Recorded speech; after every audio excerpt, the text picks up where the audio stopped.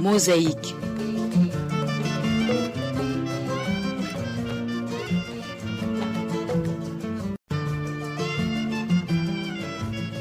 Mosaïque.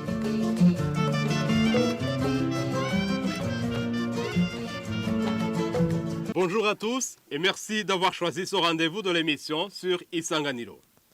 Le 5 février de l'année, le Burundi célèbre la journée dédiée à la Charte de l'Unité nationale, laquelle charte a été signée il y a 31 ans, le 5 février 1991.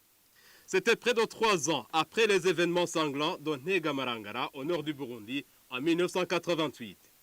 Eh bien oui, la charte a beau avoir été signée, le Burundi s'est vu de nouveau tomber dans une nouvelle crise en 1993. Nous nous réservons des détails, ce ne sont peut-être que des exemples.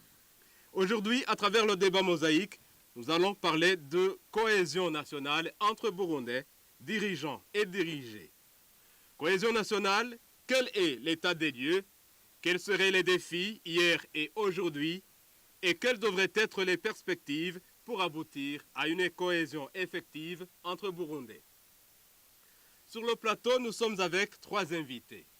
Faustin Ndikumana, vous êtes le directeur national de l'organisation PARSEM, Parole et Action pour le réveil des consciences et l'évolution des mentalités. Bonjour, Monsieur Faustin, et bienvenue à cette émission Mosaïque. Bonjour, merci de nous avoir invités. Rémi Habzarimana, vous êtes le président et représentant légal de la Maison Lueur d'Espoir. Bonjour et bienvenue, Monsieur Rémi. Bonjour, merci de m'avoir invité. Et puis nous sommes avec vous, Jean Bosco Harerimana, enseignant d'université, expert en matière de justice et transitionnelle. Bonjour et bienvenue à cette émission. Merci beaucoup de cette invitation.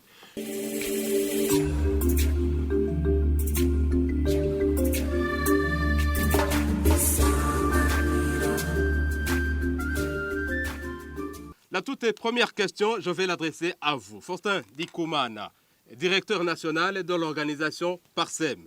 Qu'est-ce que vous entendez par cohésion nationale? Bon, la Et il cohésion faut le nationale, préciser entre Burundais. La cohésion nationale est peut-être la définition directe, beaucoup plus pointue, peut-être, et je ne sais pas si je vais y parvenir, mais il y a la façon de concevoir la cohésion nationale, la façon de la concevoir. D'abord, pour moi, la cohésion nationale, d'abord, qui sont concernés par la cohésion nationale, ce sont les citoyens dans le pays, les citoyens burundais. La cohésion nationale, alors, c'est quand ces citoyens arrivent à un stade où on remarque un vrai vouloir vivre collectif entre les composantes de cette nation, un sentiment du vrai vouloir vivre collectif, un sentiment d'appartenir à une même nation, un sentiment d'être considéré de la même façon dans la nation, un sentiment d'égalité de chance, d'avoir les mêmes droits et les devoirs. Et quand on veut parler alors diriger aussi la cohésion nationale, elle se base aussi sur la considération de la valeur du citoyen. Parce que nous sommes dans une république... Il y a peut-être cohésion entre dirigés, oui. Cohésion entre dirigeants, cohésion entre dirigeants et dirigés. Étant dans une république, je crois que les citoyens ne sont plus des sujets. Ce sont des citoyens qui ont des droits, qui ont des devoirs, qui peuvent manifester, exercer leurs droits. Donc, la cohésion nationale, c'est ce sentiment d'appartenir dans une même nation, partager les valeurs de la nation, avoir les mêmes perspectives, égalité de chance, les droits, égalité des droits, un devoir, et puis un droit et devoir, et ce renforcement alors du devoir collectif, c'est la fraternisation, c'est le partage vraiment dans mes patrimoines passés, et même le partage de perspectives d'avenir et de survie de la nation. Et je vais partir de là pour vous poser une autre petite question. Précisément, comment se porte la cohésion entre les Burundais pour le cas d'espèce? Aujourd'hui, c'est comment? Bon, comment est-ce que vous concevez cette cohésion aujourd'hui au Burundi? La cohésion nationale a été mise à rude épreuve au Burundi dans le passé. Je crois que peut-être on va y entrer dans les détails. Et puis, oui, peut-être. Ce que je dois dire, la cohésion nationale, actuellement, on voit un impact justement du déficit de cohésion nationale. Parce que la cohésion nationale est l'un des piliers pour qu'un pays soit stable, soit prospère, s'assure finalement un décollage économique. Mais aujourd'hui, on est en train de constater qu'au Burundi, ce déficit de cohésion nationale, depuis le passé, même aujourd'hui, a un impact négatif au niveau du rassemblement de toutes les forces vives de la nation, de la galvanisation des énergies des citoyens envers un même but, le relèvement communautaire, le développement, la vision. Donc, quand on est dans des situations partisanes, dans les analyses au niveau des ghettos de la population, là, ça devient c'est encore un problème. J'imagine que peut-être on cherche comment renforcer cette cohésion, mais ce qui est sûr, c'est que même dans d'autres pays, les pays qui nous servent d'exemple, qui ont pu faire un décollage économique spectaculaire, on aime parler Singapour, on aime parler l'île Maurice, ce sont des pays qui ont aussi d'abord asseoir la cohésion nationale. Le tissu national, la cohésion nationale. Quelles que soient les différentes ethniques d'origine, ils ont su avoir un patrimoine commun, ils ont su avoir des valeurs communes à partager pour construire la nation. Parce que si vous visitez par exemple le Singapour ou autre quoi, la population est diversifiée. Vous trouvez des Chinois, des Indiens, des Blancs, des Créoles, des Métis, mais ensemble, ils parviennent à bâtir ce tissu pour partager les valeurs communes. On ne comprend pas ici au Burundi comment des fois on ne parvient pas à bâtir cette cohésion, alors que d'autres peuples multiculturels, multilinguistiques, quand ils cohabitent ensemble, ils construisent Et Rémi, une cohésion visible. Rémi Havzalimana de la maison Lueur d'Espoir, je vais vous poser là ou les mêmes questions. Cohésion nationale, sa définition selon vous et comment se porte cette cohésion. Je pose les mêmes questions. Donc en même temps, comment se porte cette cohésion au sein des Burundais aujourd'hui? La cohésion sociale, au Burundi, je puiserai peut-être mon explication dans notre histoire, ou même de là est venu ce que nous fêtons chaque 5 février. Il faut nous convenir qu'à un certain moment, le Burundi traverse des périodes très difficiles, souvent même pas expliquées. Et à un certain moment, les uns commencent à exiger au moins que les questions soient sur table. Et en ce moment-là, la situation est beaucoup plus, j'allais dire, aggravée par les événements de 88, Nhega Marangara, qui vont faire là ce que plus le contexte mondial, nous nous souvenons ici de cette réunion ou conférence qui se tient à Bâle en France, qui vient avec des injonctions à l'endroit des présidents africains selon lesquels il faut la démocratie, le multipartisme et tout ça. Et nous voyons donc ici, depuis 91-12, quelque chose de mouvement qui va dans le sens de dire quels sont les problèmes. Comment faut-il les affronter, et ainsi de suite. Et c'est dans ces colloques et différentes discussions où on va déceler des mots comme l'unité nationale, la cohésion nationale, et ainsi de suite, d'où la fête ou la commémoration que nous célébrons tous les 5 février. Voilà. Alors, pour moi, donc, s'il faut partir de cela, justement, la cohésion nationale entre Burundais signifierait cette reconnaissance commune du passé qui permettent à ce que l'on lise de la même manière le présent pour en fait projeter ensemble l'avenir.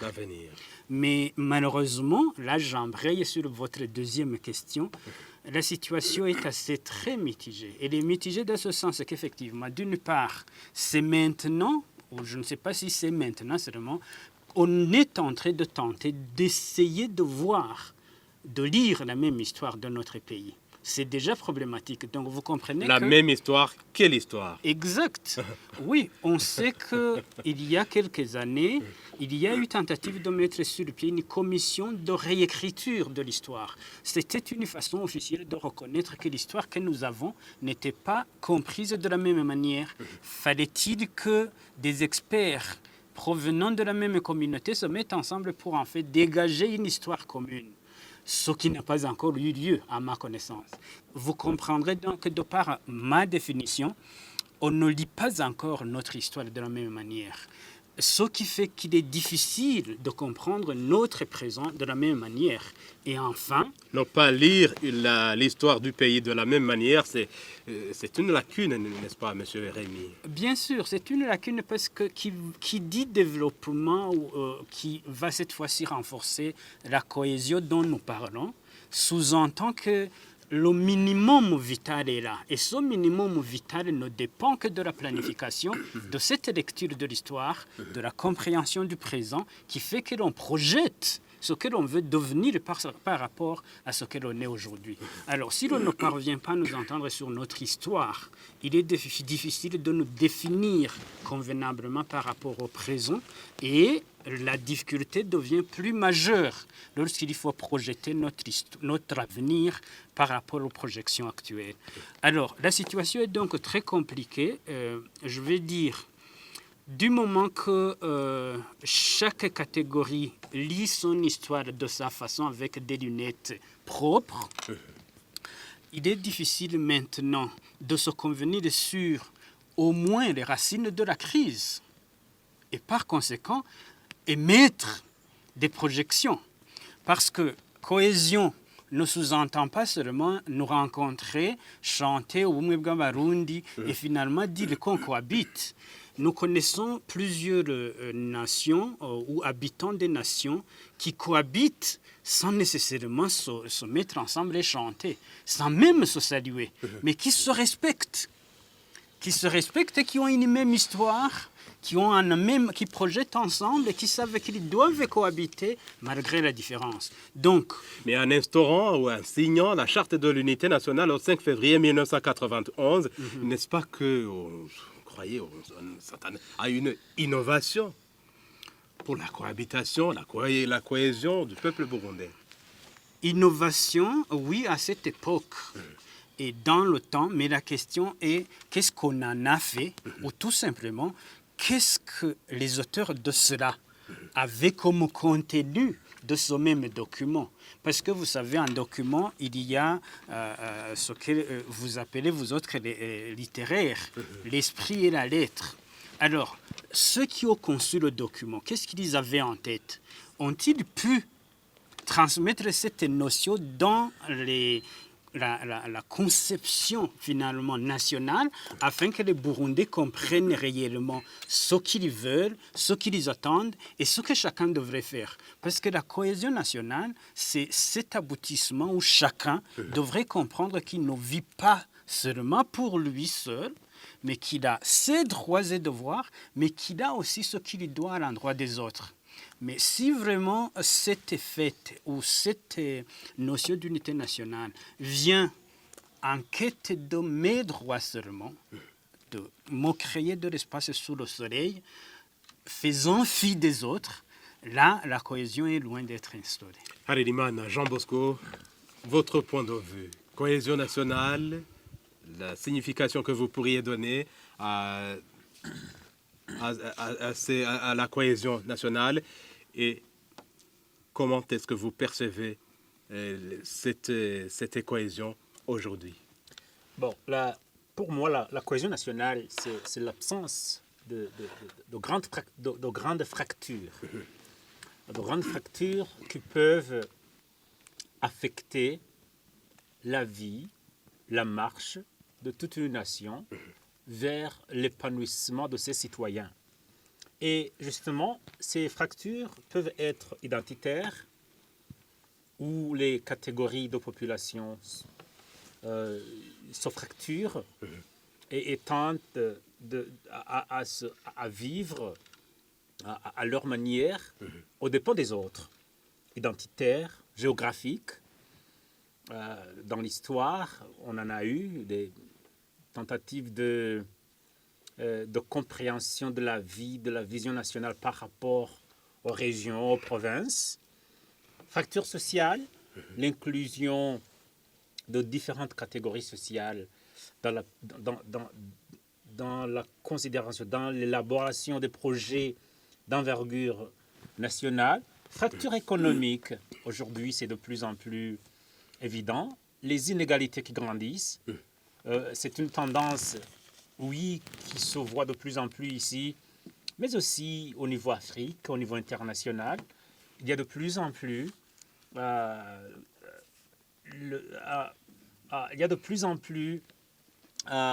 une différence entre les catégories sociales au niveau économique, c'est-à-dire l'écart entre les riches et les pauvres. Ce que l'ONG Oxfam a appelé, il y a de cela quelques 7 ans, je crois, c'était en 2014, ce que, dans un rapport succinct, ils l'ont appelé « working for a few », c'est-à-dire travailler pour une minorité, où il montrait que 99% de la population mondiale travaille pour le compte d'une infime minorité, 1% de la population mondiale, des super riches. Peut-être au niveau global, ça peut paraître loin de chez plus nous. grande partie de la population travaille pour une fine minorité. Oui, Donc, oui. c'est cet écart, Oui. cet écart dont vous parlez. Oui, la croissance des inégalités économiques. Alors, et justement, cela se traduit par le rejet de certains citoyens de leur nationalité. Je ne sais pas si vous avez suivi avec attention le discours du ministre des Affaires étrangères quand il était devant le Parlement et il présentait, je crois, un projet de loi sur les papiers de voyage pour les diplomates et les officiels de l'État. Et un député lui a demandé, mais pourquoi seulement pour ceux-là? Pourquoi pas pour nous tous? Et il a répondu, imagine, honorable député, si on faisait ça pour tout le monde et qu'on permettait à Tout le monde Burundais, quitterait le Burundi. oui, à tout le monde de voyager vers l'Europe sans visa. Tous nos jeunes partiraient. Il le sait déjà que tous les jeunes partiraient. Donc, un bon nombre de C'est-à-dire Burundais aspirent à partir. à partir, Ça, vivre ailleurs. Ça, c'est pas moi qui le dis, c'est le ministre des Affaires étrangères. Et voilà donc, la cohésion nationale suppose une volonté de vivre ensemble, de rester dans son pays, de travailler Pour son pays. ici ou ailleurs, mais avec un sentiment fort d'attachement à sa mère patrie. Donc, ce sont finalement des défis. Il Oui. y a beaucoup de défis. Il y a beaucoup de Je ne sais pas si vous allez continuer avec les défis ou si je peux poser la question liée aux défis à vous, Faustin Ndikumana, pour faire justement le tour de table. Et quels sont les défis liés à cette cohésion nationale des Burundais hier et aujourd'hui? En tout cas, s'il y a eu cohésion, il a connu des perturbations à différents moments, à différentes années, à différentes périodes. Le Burundi a connu des perturbations. Permettez-moi, pour répondre à cette question, de faire un peu de lecture sur certains événements du passé. Peut-être pour certains jeunes, ils pourront beaucoup plus comprendre.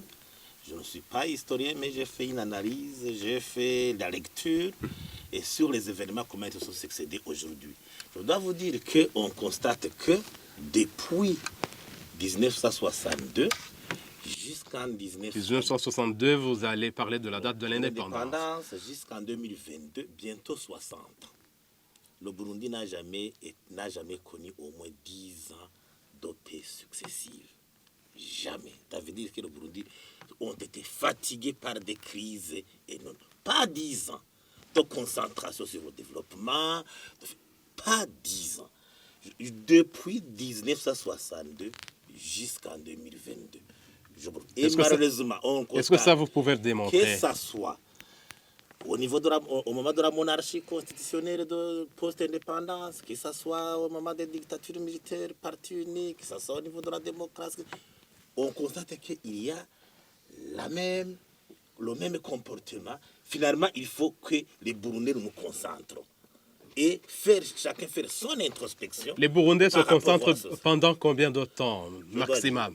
Je donne un maximum. exemple. Je donne un exemple. De 1962 à 1966, c'est 4 ans le lendemain. C'est la période de la monarchie constitutionnelle, la soi-disant monarchie constitutionnelle. Mais à l'époque, pendant 4 ans déjà, on connaît 8 gouvernements. La moyenne de longévité gouvernementale, ce n'est même pas 7 mois.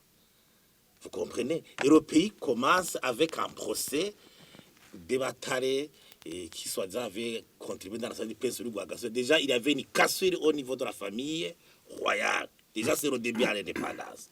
Les 8 gouvernements, on assiste à un premier ministre assassiné en 1965. Il y a déjà l'attaque du palais en 1965. Le Moami quitte le pays, fuit. Le premier ministre est assassiné, lui aussi fuit. Le Burundi même a connu une période où il n'avait pas de chef d'État ni de premier ministre. Jusqu'à Rachid Donari. Des massacres en 1965. Déjà dans 4 ans, vous voyez comment les Burundais ont été, je dirais, ont salué l'indépendance, la période de post-indépendance. Après, de 1966 à 1976, c'est la première république. Là, Il y a les événements de 72. non, 66 déjà, la République vient. Il y a certaines résistances au niveau de la population à la nouvelle autorité républicaine, naturellement.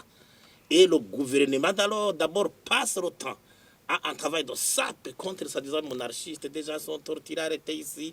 Et les perquisitions, on dirait les provinces qui sont des monarchistes. En 69, un coup d'État est là, on exécute le commanditaire. En 71, affaire Nhungumburanye. 72, c'est le drame, le plus terrible. Le roi est assassiné. De 73 à 76, c'est la continuité parce que la situation devenait dramatique. Vous voyez, dans 10 ans, encore une fois. Et en 1976, avec le régime de la Deuxième République, 5 ans, redressement économique, mais aussi, après, les travers de l'exclusion, du régionalisme ont survécu. La cohésion n'a pas été. En 1987, avec la Troisième République, c'est Nega Marangarakira en 88. En 91, on signe charte de l'unité.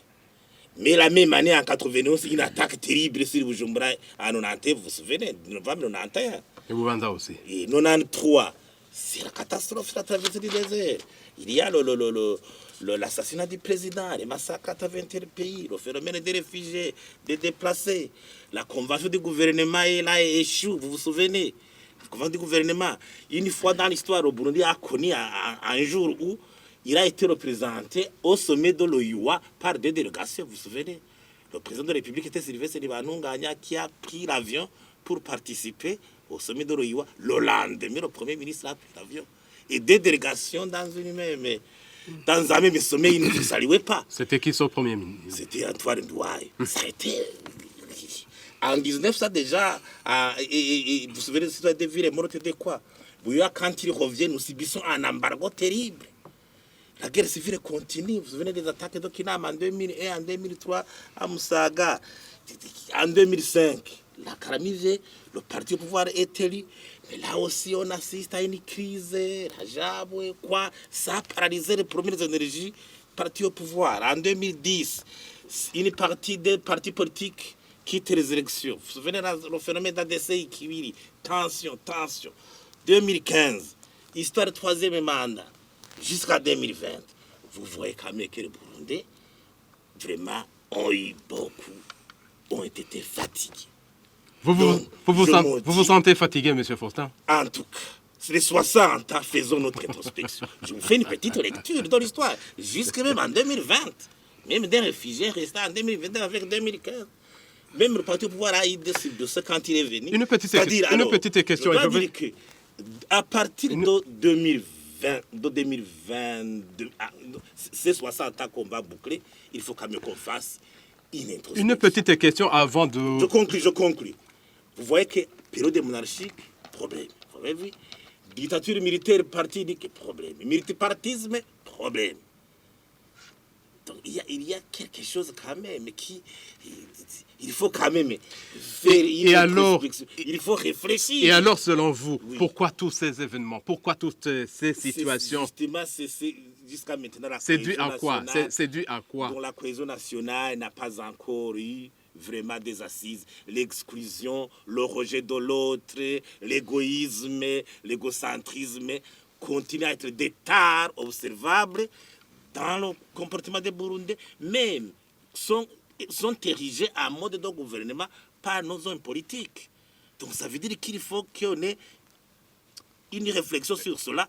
Peut-être on va voir comment édifier vraiment un pays où la cohésion nationale Rémi pourrait Habyarimana. être une réalité. Rémi Habyarimana de la maison Lueur d'Espoir, votre sentiment c'est comment? Pourquoi selon vous toutes ces situations qu'évoque Faustin Ndikoumana qui dit par ailleurs qu'il est fatigué? Il dit qu'il est fatigué. On est fatigué vraiment. Il faut vraiment prendre conscience. Sur ça. Et vraiment avec les 60 ans, l'année Permettez, était un point de question réflexion. à vous Rémi Habyarimana. Ok, je vais répondre sous deux angles, ou sous deux aspects. Le premier aspect, c'est que souvent, peut-être à cause de la fatigue dont parle Faustin, nous avons ce sentiment de tout vouloir maintenant, à ne pas considérer d'où nous venons justement, parce que finalement, ce que nous étions hier crée des circonstances qui font que nous soyons ce que nous sommes aujourd'hui, et ce que nous faisons aujourd'hui devrait préparer ce que nous serons demain. Ce qu'il vient de décrire est tout à fait vrai. C'est notre histoire. Cette histoire, malheureusement, la question serait celle de savoir est-ce que après chaque événement malheureux, les citoyens burundais se sont-ils assis pour analyser les causes profondes, ce qui ont fait que la situation soit ce qu'elle est, afin de projeter justement des solutions qui aillent dans le sens de faire venir des réponses à la question. Mais il y a eu, pour parler d'Arusha, Peut-être vous sautez plus proche, mais même en 61, en 62, des cas du genre ont eu lieu. C'est peut-être en 2000 avec Arusha où peut-être ce qui a été fait était sous l'égide des Nations Unies. On voit le président américain qui est là, le président sud-africain, plusieurs délégations qui sont là. C'était une décision qui était vraiment, je dirais, encadrée par les pays du monde. Donc, mais n'oubliez pas non plus que tout ce qui s'est fait dans les premières années de l'indépendance dont il a parlé, la présence des Nations Unies, on a appelé encore peut-être Société des Nations, donc ils étaient là. Ce n'est pas à dire que toutes les décisions étaient seulement prises par les Burundais. Mais la question est-ce qu'on a pris le temps de voir ce que la première équipe qui a réfléchi a donné comme orientation pour que l'équipe qui suit tienne compte de cela, pour qu'il y ait continuité de ce que l'on appelle la continuité de l'État? C'est la grande question que l'on peut se poser. La deuxième question, il en a aussi parlé, c'est ces changements perpétuels. Vous savez, vous êtes au gouvernement. Je n'ai pas encore eu le privilège d'en faire partie, mais je me dis que chaque nouveau ministre devrait prendre un certain temps de faire connaissance des dossiers, d'abord, ensuite d'avoir une certaine orientation de comment les dossiers se traitent par rapport aux autres ministères, par rapport à la dimension nationale. Mais si justement un ministre vient après 8 mois, il est remplacé. Peut-être au moment où il commence à voir clair ce qu'il faut faire, il est remplacé. Viendra un autre qui devra prendre le temps de prendre cela. Et il est nouveau. Bien sûr. Et cette instabilité aussi fait ce que ça fait. Le fait qu'il y a des changements continuels. Troisièmement, c'est ce fait même que Faustin l'a si bien dit, mais quelque part je m'interroge. Lorsqu'on quitte la monarchie vers la monarchie constitutionnelle et que l'on quitte la monarchie constitutionnelle vers la République et puis la République monopartiste vers multipartisme, si l'on se posait justement la question de savoir est-ce qu'il y a eu des changements, n'est-ce pas seulement des noms qui ont changé, ce que les autres appellent changement on change de personne sans toutefois changer le système. Parce qu'il y a lieu de nous poser la question, est-ce que ce que l'on vit aujourd'hui diffère de ce que l'on vivait dans cette période où on était sous l'Iprona seulement? En fait, les questions, c'est celles-là. Est-ce qu'on a connu un multipartisme de fait au Burundi? Est-ce que selon vous, c'est différent ou c'est la même situation? Là, c'est justement ce qu'il faut voir. Comment les dirigeants de l'Iprona à cette période se comportaient? A été un parti unique à un certain moment, mais aujourd'hui, vivons le multipartisme.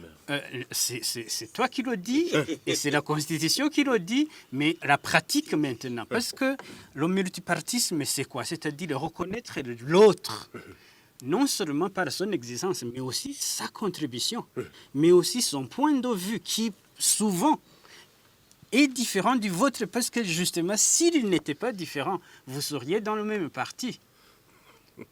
Alors, le fait donc de quitter la monarchie pour être de la République sans changer l'intérieur, pour moi, c'est ça la grande question et le grand problème. Et le fait que ceux qui disent qu'ils changent la monarchie, mais qui continuent à vivre la monarchie dans leur méthode de diriger, là, vous comprenez qu'on est en train de faire le déni de la réalité et malheureusement, le problème, c'est là, c'est ce qui se transmet de génération en génération. Deuxième volet, c'est le fait que, non, à ce niveau d'abord, c'est le fait que donc il y a cette immaturité qui est entretenue. Parce que à chaque fois, avant de se stabiliser, il y a un changement. Avant de se stabiliser, il y a un changement. Donc, il y a ce problème. Deuxièmement, c'est le fait de vouloir le lait et le beurre, comme on le dit. Nous voulons une situation démocratique lorsque le vécu n'est pas celui-là. Je vous fais un exemple pour ne pas y traîner. La situation burundaise veut que les opposants d'aujourd'hui soient les dirigeants d'hier. C'est-à-dire quoi? Celui qui est au pouvoir aujourd'hui n'assainit pas la situation pour que celui qui vient demain se trouve dans de bonnes conditions afin que et le gérant actuel et le gérant d'hier se sentent à l'aise dans leur vie quotidienne. Ce qui fait que si vous n'êtes plus au pouvoir, vous vous retrouvez dans une situation qui ne vous convient plus parce que celui qui était au pouvoir ne l'avait fait que seulement pour lui. Et c'est ce qui fait que celui qui n'est plus au pouvoir ne sait pas vivre avec la loi qu'il a instaurée et se retrouve dans l'opposition. Vous semblez ne pas l'accepter, mais... Est-ce que vous pouvez expliciter un tout petit peu?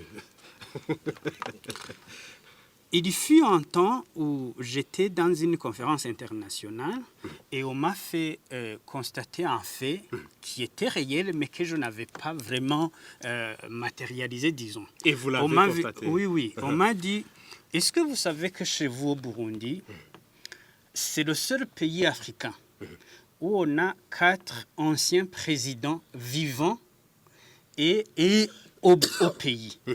C'est la période où on avait Bagaza, Ntibantunganya, Buyoya et Domitien qui étaient tous au Sénat.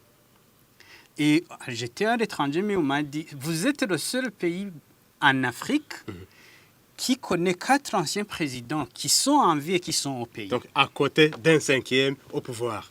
Oui, oui. Vous voulez dire? Exact. Alors, c'était une réalité parce que justement, on n'a pas peut-être ce temps d'y réfléchir, ainsi de suite, et de voir ce qui est positif, parce qu'on est tellement habitué au négatif que même ce qui est positif, on n'en voit pas. Alors, j'étais surpris, agréablement bien sûr, mais voilà.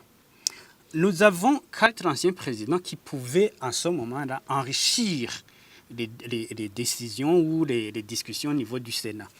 Alors, la question qui est là, c'est ce que par rapport à ce que vous disiez.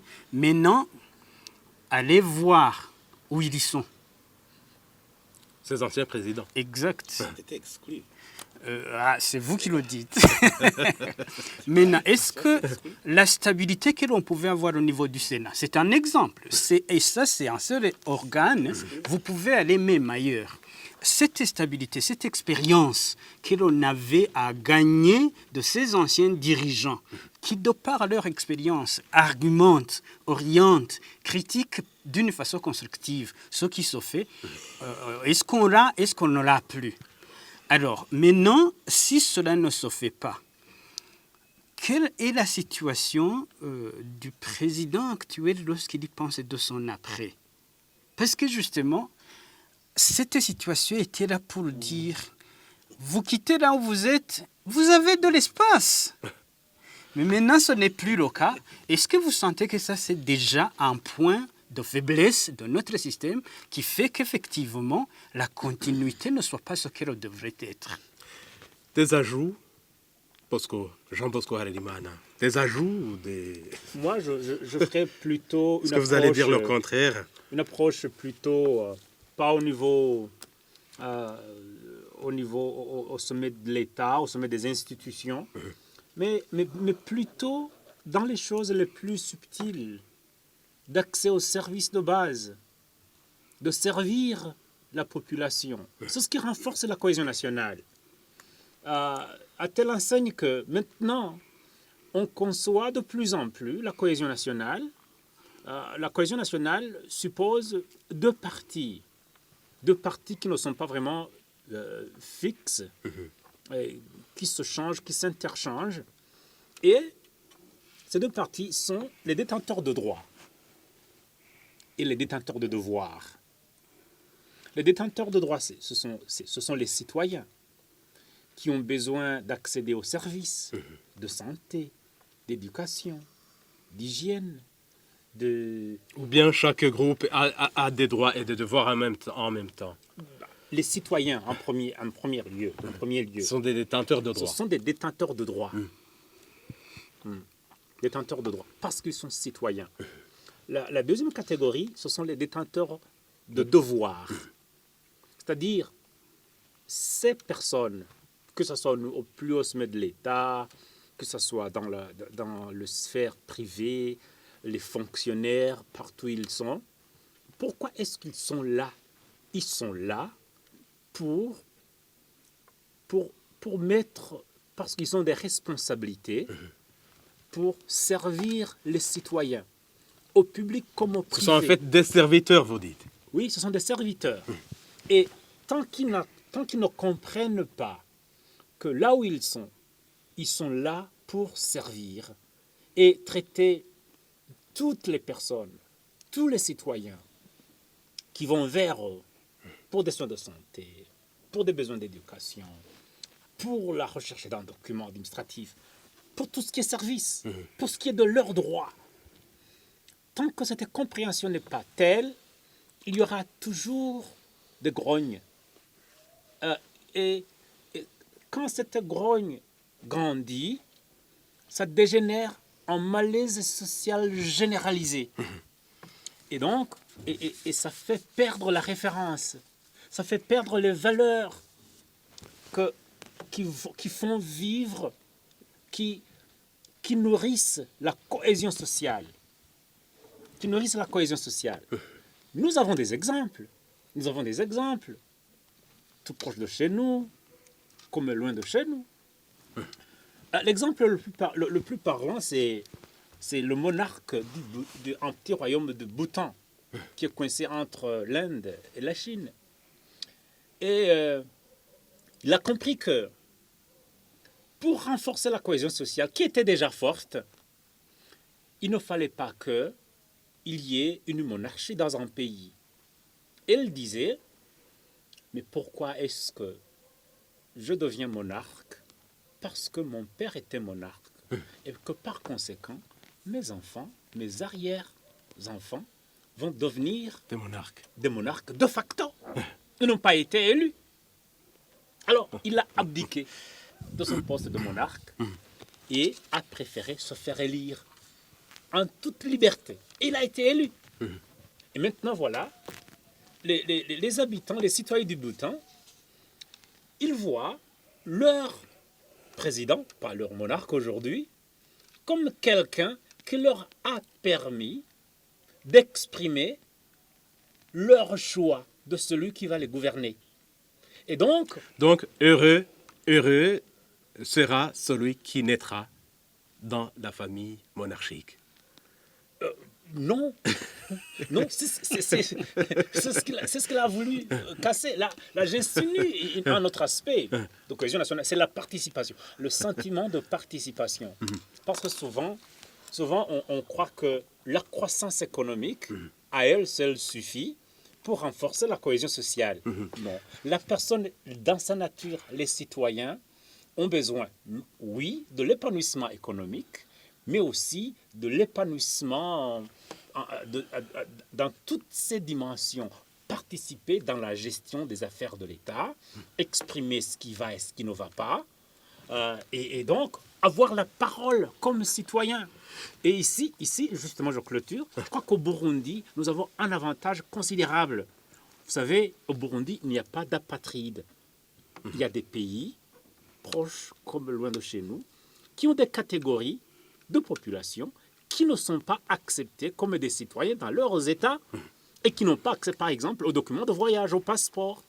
Je vais revenir vers vous.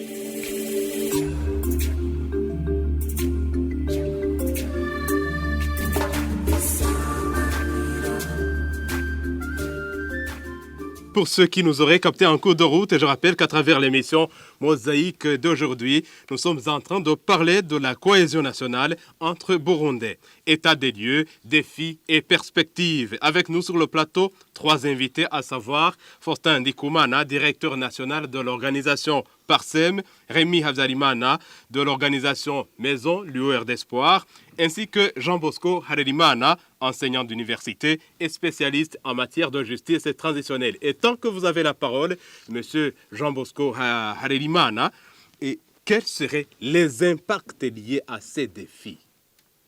Les impacts sont énormes. Ils sont énormes. Énormes dans le sens où, de façon générale, ça fait perdre la ferveur nationale, la ferveur d'un sentiment national, la ferveur de se réunir autour des symboles, des valeurs nationales. Et donc, l'identification des citoyens par rapport à leur nation. C'est-à-dire que les personnes vont perdre confiance dans les institutions qui les gèrent. Et donc,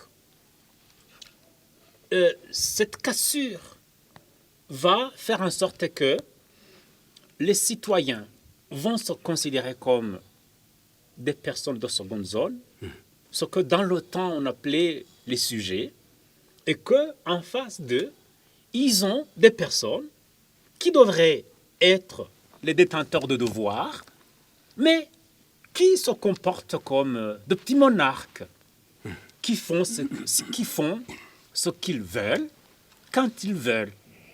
Et ils savent que s'ils ne le font pas ainsi, il n'y en a pas beaucoup d'inquiétude. Heureusement, les lignes commencent à bouger. Maintenant, tout citoyen qui le veut a au moins le numéro de contact des ministres. Et alors, ça, c'est très important. Et il y a des boîtes de suggestions qui vont directement à la présidence, au président de la République. Ce sont déjà des espaces qu'il faut utiliser à bon escient. Et cela garantit que, au moins, quand on aura épuisé tous les moyens de recours, eh bien, on peut toucher plus haut. Ça, c'est nouveau. Et je crois que c'est quelque chose de très important pour au moins donner un sentiment que les institutions nationales commencent à faire bouger les lignes. Bien sûr, c'est le début, c'est un début et il faut toujours réfléchir sur les voies et moyens de renforcer l'espace d'expression pour les citoyens. Pas seulement les médias, mais aussi dans les communautés, dans les villages, dans les collines. Que fait un citoyen qui est assiégé par son Nyumbakumi, par son chef de colline, par son chef de zone, par son... Y a-t-il un moyen de faire valoir ses droits? Faire valoir ses droits, ça commence, les institutions commencent à faire bouger les lignes, c'est ce que vous dites? Les lignes commencent à bouger. Les lignes commencent à bouger. Monsieur Faustin. D'abord, revenons sur les conséquences, parce que vous parlez les conséquences, les impacts. Les impacts, bon, je ne sais pas si on va aller directement aux solutions. Bien les impacts, et vous y allez directement avec les solutions. Ok. Bon, les impacts d'abord. Au niveau des impacts, vous voyez le Burundi, jusqu'actuellement, c'est un pays qui continue à être classé parmi les plus pauvres du monde. Parmi les plus pauvres du monde, la pauvreté, ce manque d'offres verts au niveau de développement économique, il y a eu l'impact, l'impact de ces crises répétitives à caractère répétitif. Et je donne par exemple, en 1972, par exemple, il y a une étude qui a été faite qui a fait que le PIB du Burundi a reculé entre 6 et 10%. Déjà, on recule au niveau de la production, sans parler des ressources humaines qu'on a perdues. En 1993, de 1993 à 2005, les 12 ans de traversée du désert, le PIB a reculé de 33%. 33%. Ça, c'est trop. C'est trop, vous voyez. 12 ans sans production, il y a les réfugiés déplacés ici. Donc c'est gravissime au niveau de l'impact. Même maintenant, la croissance n'a pas été celle qu'on voulait. Parce que depuis 2005, on disait, depuis 2005, avec le recouvrement de la paix, l'organisation des élections, il fallait par exemple qu'on ait un taux de croissance à 2 chiffres. Mais on n'en est pas arrivé à là. Parce qu'il y avait aussi des travers qui gênaient donc la gestion saine des affaires publiques. Donc au niveau des conséquences, vraiment, la situation vraiment, elle est là, on est parmi les pays les plus pauvres. Et au niveau des potentialités, je ne crois pas qu'on n'a pas de potentialités qui pourraient nous faire au moins arriver à une vie décente de chaque citoyen. C'est pour cela que je dis qu'il faut vraiment, tout à l'heure quand M. Bosco parlait, il parle justement de la cohésion nationale, mais je sens qu'il a conçoit au deuxième niveau. Normalement, la cohésion nationale, on peut parler comme une maison qu'on construit. C'est une maison, la cohésion, un pays, une maison. Et une maison a une fondation. La fondation, vous savez, fondation. Et il faut l'entretenir aussi. Et quand c'est une maison, par exemple, en étage, il faut lui donner une fondation forte, oui. Et il y a les murs. Il y a les murs pour une maison aussi. Et il y a une bonne toiture pour embellir et surtout protéger contre les intempéries. Il faut aussi des entretiens. Oui. Donc, même la cohésion, que je l'ai vu dans l'expérience d'autres pays, ça se construit à 3 niveaux. Donc il y a la fondation, il y a les piliers, les murs, et il y a la toiture. Alors, qu'est-ce que j'ai vu? Au niveau de la fondation, vous cherchez les acquis, les éléments fondamentaux sur lesquels votre nation, en tant que nation, peuvent se construire. Donc, qui vous unissent, quelle que soit votre ethnie, quel que soit votre parti politique, vous vous dites, sur ce principe quand même, le fondement de la nation est accepté. C'est ça ce qui constitue la fondation. Pour moi, alors, j'imagine, ce que j'ai relevé comme éléments qui peuvent constituer cette fondation de notre nation et la solidifier, il y a d'abord s'imaginer que nous avons une nation multiséculaire d'existence. Là, alors, vous parlez de perspective, de voie de solution. Oui. Voilà. une nation multiséculaire. Le Burundi a l'avantage, ce n'est pas un pays qui a été fabriqué artificiellement au lendemain de l'indépendance, comme d'autres pays. On prend au ramassis des tribus, on regroupe, on dit Burkina Faso, Togo. Non, c'est un pays d'existence multiséculaire, le Burundi. Ce n'est pas l'émanation, la création de la Belgique ou de l'Allemagne. Ça, c'est un élément. 2, nous avons une même langue et une même culture. C'est un atout. C'est un atout, une même langue qui est retenue au Burundi, qui peut se faire prévaloir d'avoir introduit le Kirundi au Burundi. Nous ne trouvons même nulle part des vestiges d'une ancienne civilisation propre à une ethnie. Est-ce que je mens? Nous avons la culture burundaise, nous avons une même langue. 3, on a signé dans notre histoire, quel que soit, on a signé 2 accords de cohabitation quand même. On a signé une charte de l'unité en 91, on a signé un accord d'Arusha en 2000 de réconciliation. Ça, c'est l'élément de la fondation. Quel que soit, nous nous disons, comme nous avons eu des problèmes, en tout cas, les Burundais vont saisir un jour. La charte de l'unité, si on a vu qu'il y avait des imperfections, on est allé jusqu'à l'accord d'Arusha. Ça. 4 éléments, c'est les 2 héros nationaux. Le prince Rwagasore et Melchior Ndadaye, le président Melchior Ndadaye. Ils doivent servir d'exemple. On les a sur les billets. On a accepté que ce sont nos héros pour l'indépendance du leadership de la démocratie. Il ne faut pas nous contenter de déposer les jeunes de frères. De quoi. Mais il faut que ces discours, ces principes-là, dont nos héros partagent, il faut que ça soit véhiculé dans nos jeunesses, créer même un centre de culture culturelle, de formation, de leadership, Rwagasore, Ndadaye, qui est en démocratie. Et il y a aussi le concept Ubushinganai de nos valeurs. Ubushinganai, c'est-à-dire que les Burundais ont senti que la société faisait par les valeurs Ubushinganai. C'est-à-dire l'honnêteté, le Ubushinganai. Ça, c'est notre valeur culturelle, Ubushinganai, dans le passé. Nous voyons que les Burundais, dans l'histoire, savaient que pour qu'une société soit sauvegardée, les valeurs ont une pertinence. Donc les Burundais ont des atouts, il faut profiter. Donc ça, c'est la fondation. Je continue. Un tout petit peu, attendez. Résumez, essayez de vous résumer. Avec la fondation, sont les piliers. Les piliers sont lesquels? Il faut construire une bonne gouvernance électorale, de bonnes élections qui nous font aboutir aux institutions crédibles. Est-ce qu'il n'y en a pas? Je dis qu'il faut construire une bonne gouvernance électorale. Et ces contestations, dissiper les contestations éventuelles. La transparence électorale. 2, c'est une administration professionnelle. Comme l'administration professionnelle, ou qui garantit l'égalité des chances, qui garantit les droits des citoyens, qui sert les citoyens, comme il a dit. Donc, toutes ces histoires de séparation des postes politiques, des postes techniques, il faut l'égalité des chances au niveau de tous les services publics.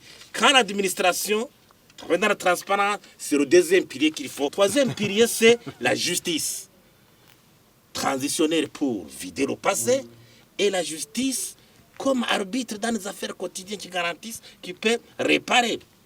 Et 4e pilier, c'est l'action civile, l'action dynamique, l'action citoyenne dynamique. Une société civile dynamique, dont les citoyens connaissent savent leurs droits, ils peuvent réclamer, ils exigent la redevabilité ici et là. Parce que même une population ignorante... Et c'est comme vous êtes en train de le faire, M. Fortin.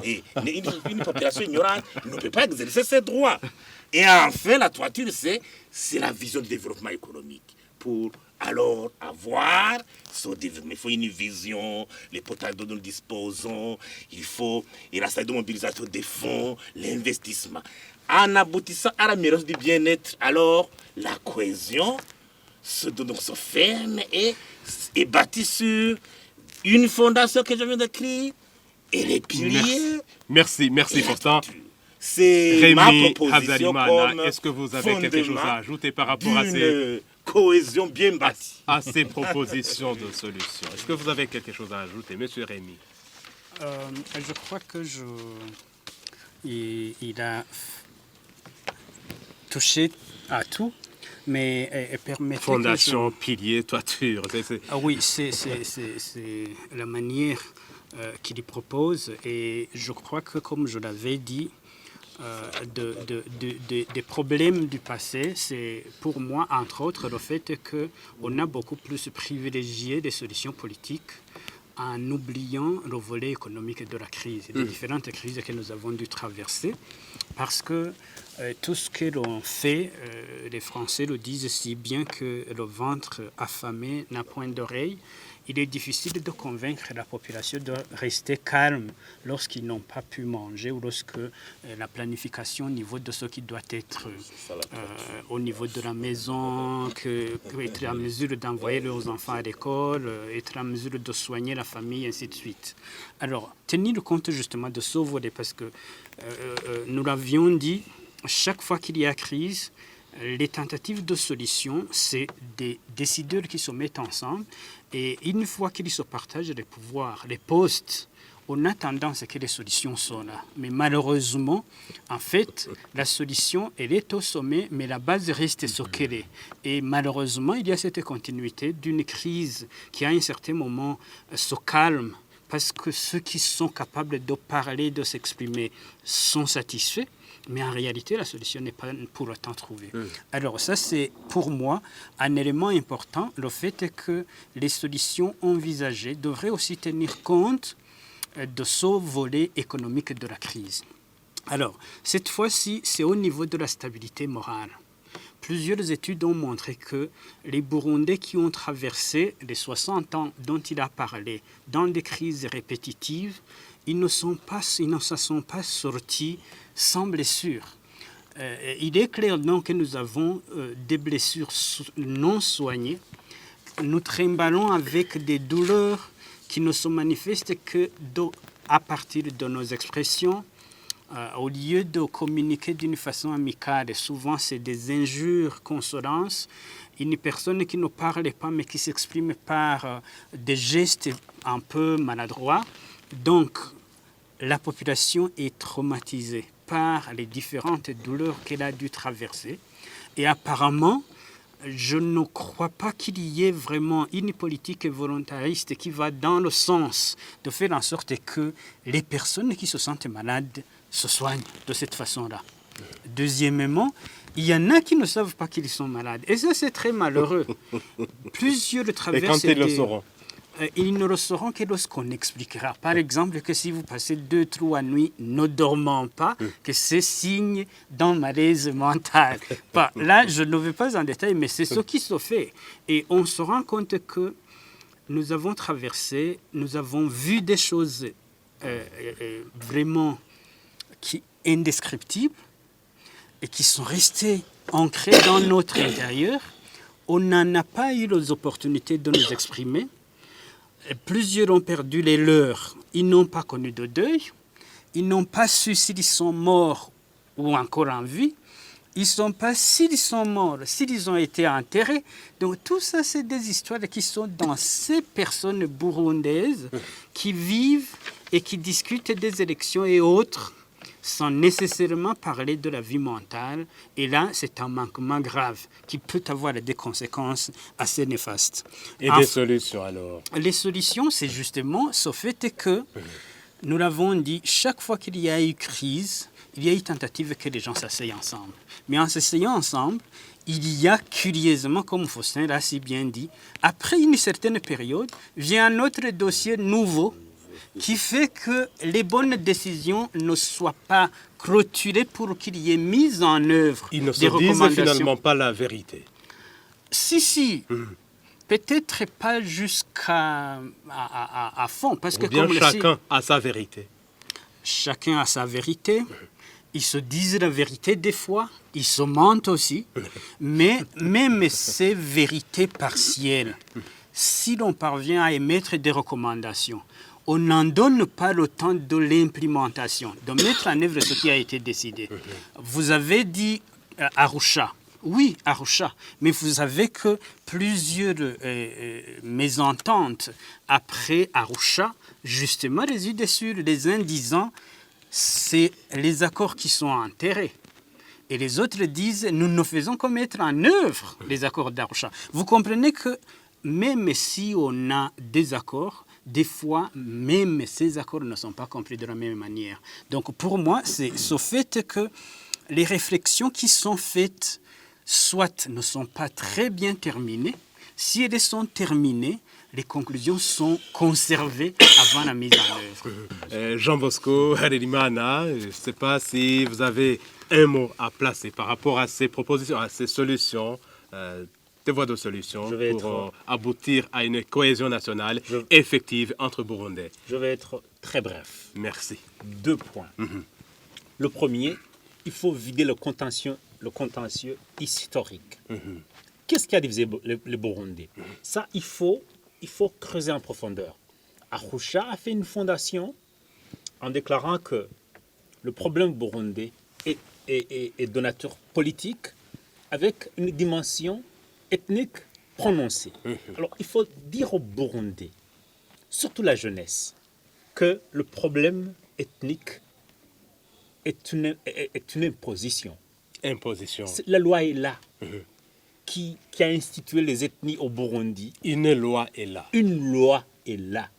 Et je crois qu'un groupe d'experts l'a bien étudié, en long et en large, a fait une présentation au Sénat, et les choses sont là.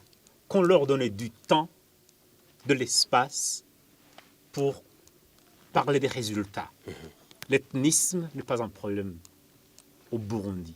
C'est quelque chose d'imposé. Est-ce que les Burundais peuvent un jour dire adieu à l'ethnisme? Oui, si on en parle. Quand on parle d'ethnisme au Burundi, on parle de 3 catégories que j'utilise pour des fins de communication. On parle de Hutu, de Tutsi, de Twa. Mais où sont les princes? Où sont les Bagina? Où sont les Arabes qui vivent ici? Il y a des Arabes burundais nés ici, qui sont à la 4e génération, ou même plus. Qui sont-ils? Voilà, donc il faut vider, il faut vraiment arriver... Vider, parler de cohésion, solution. Vider ce contentieux historique, surtout sur le point de fracture. J'ai insisté sur la fracture ethnique, identitaire, mais aussi à d'autres fractures. Alors, deuxième point, s'attaquer aux défis majeurs actuels. Je crois, nous venons d'avoir un forum de développement qui s'est tenu à Kigobe.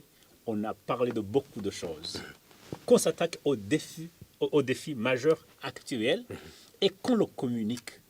Comme ça, on mobilise les citoyens sur les voies et moyens d'affronter les défis majeurs, défis liés aux survies même du pays, de la nation, de l'État-nation. Problèmes économiques. Et il est possible d'aboutir à cette cohésion nationale effective. Oui, effective. Donc, ces 2 points. Vider le contentieux historique, s'attaquer effectivement aux défis majeurs actuels. Merci Jean Bosco Harelimana. Je rappelle que vous êtes un enseignant d'université et expert en matière de justice transitionnelle. Merci d'avoir été des nôtres à travers cette émission. Merci de votre contribution. C'est moi qui vous remercie.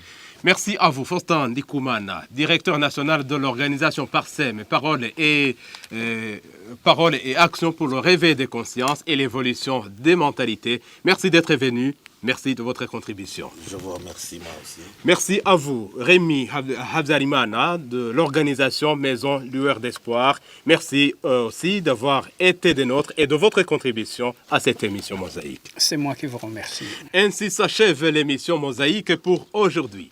Elle portait sur la cohésion nationale entre Burundais. Merci à tous et tous de nous avoir suivis. Restez branchés, nos programmes continuent sur Isanganiro. À la prochaine. Mosaïque.